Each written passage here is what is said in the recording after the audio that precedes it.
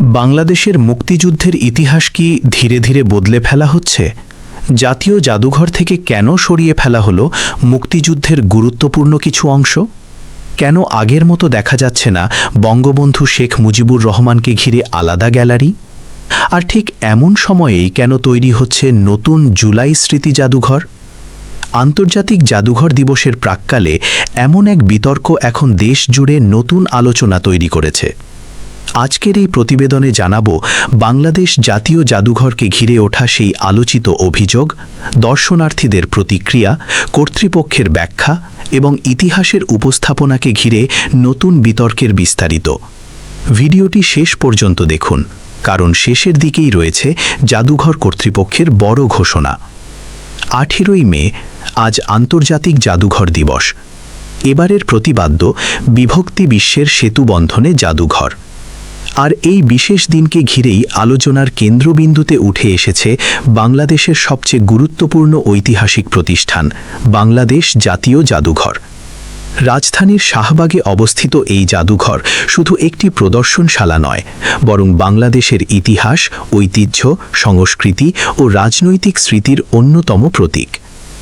বছরের পর বছর ধরে এখানে সংরক্ষিত রয়েছে ভাষা আন্দোলন, মুক্তিযুদ্ধ, বঙ্গবন্ধু শেখ মুজিবুর রহমান এবং স্বাধীন বাংলাদেশের বিভিন্ন গুরুত্বপূর্ণ অধ্যায়ের অমূল্য নিদর্শন। কিন্তু সম্প্রতি সেই জাদুঘরকে ঘিরেই উঠেছে ইতিহাস পরিবর্তন কিংবা ইতিহাসকে নতুনভাবে উপস্থাপনের অভিযোগ। বিশেষ করে অভিযোগ উঠেছে মুক্তিযুদ্ধের কর্নার থেকে বঙ্গবন্ধু শেখ মুজিবুর রহমানকে ঘিরে দৃশ্যমান উপস্থাপনা অনেকটাই কমিয়ে ফেলা হয়েছে। আগে যেখানে বঙ্গবন্ধুকে নিয়ে আলাদা গ্যালারি ছিল, সেখানে এখন সেই উপস্থিতি আগের তুলনায় কম বলে দাবি করছেন অনেক দর্শনার্থী। আন্তর্জাতিক জাদুঘর দিবসের ঠিক আগ মুহূর্তে এই বিষয়টি নতুন করে আলোচনায় আসে।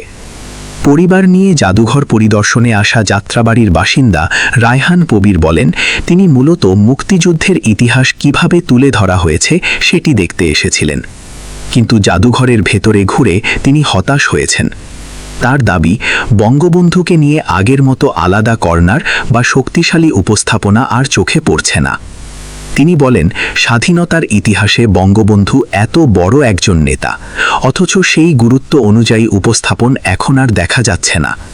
তার ভাষায়, তিনি আগরতলা ষড়যন্ত্র মামলার একটি ছোট ছবি দেখেছেন, কিন্তু 7ই মার্চের ঐতিহাসিক ভাষণ, 6 দফা আন্দোলন কিংবা 69-এর গণ অভ্যুত্থানে বঙ্গবন্ধুর নেতৃত্বের দৃশ্যমান উপস্থিতি খুঁজে পাননি।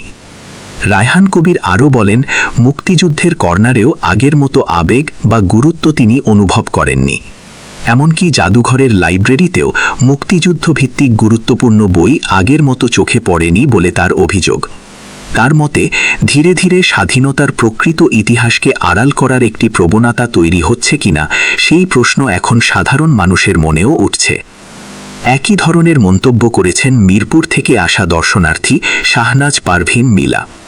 তিনি বলেন, জাতীয় জাদুঘরে বাংলাদেশের ঐতিহ্য ও বিভিন্ন নিদর্শন তার ভালো লাগলেও বঙ্গবন্ধুকে ঘিরে আগের মতো আলাদা দৃশ্যমান উপস্থাপনা তিনি খুঁজে পাননি।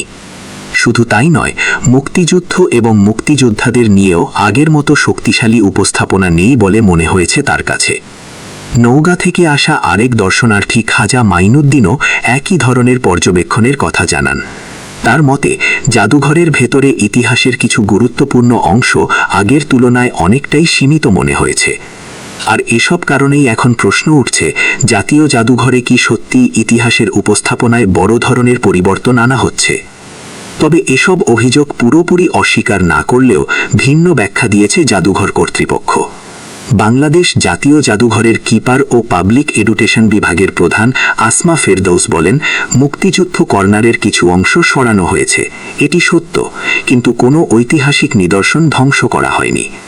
তার ভাষায়, জাদুঘরের দায়িত্বই হচ্ছে ইতিহাস সংরক্ষণ করা, ধ্বংস করা নয়।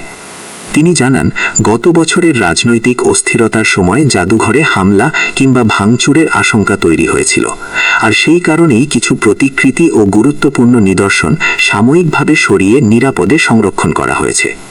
আসমা ফেরদৌস বলেন, আজ যেটিকে হয়তো গুরুত্বহীন মনে হতে পারে, ভবিষ্যতে সেটিই আবার গুরুত্বপূর্ণ ঐতিহাসিক দলিল হিসেবে মূল্য পেতে পারে।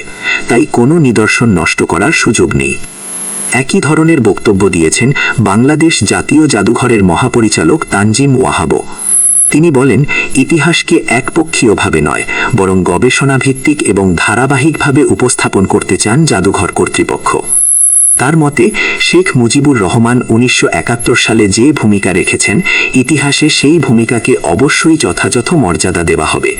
তবে শুধু ৭১ নয়, স্বাধীনতার পরবর্তী সময়ের ঘটনাগুলোকেও সমান গুরুত্ব দিয়ে তুলে ধরা প্রয়োজন।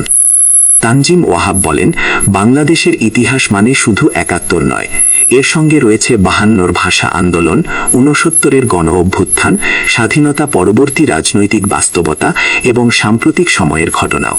তাই ইতিহাসের কোনো অংশ বাদ না দিয়ে পুরো ধারাবাহিকতাকেই নতুনভাবে উপস্থাপন করার পরিকল্পনা নেওয়া হয়েছে। তিনি আরও জানান, জাতীয় জাদুঘরের ১৭ সদস্যের পরিচালনা বোর্ডের অধীনে একটি বিশেষজ্ঞ কমিটি গঠন করা হয়েছে। এই কমিটিতে রয়েছেন গবেষক, ইতিহাসবিদ ও তাত্ত্বিকরা। সরকারের নির্দেশনা অনুযায়ী তারা ভাষা আন্দোলন, মুক্তিযুদ্ধ, জুলাই অভ্যুত্থান সহ বাংলাদেশের সামগ্রিক ইতিহাসকে নতুনভাবে উপস্থাপনের কাজ করবেন।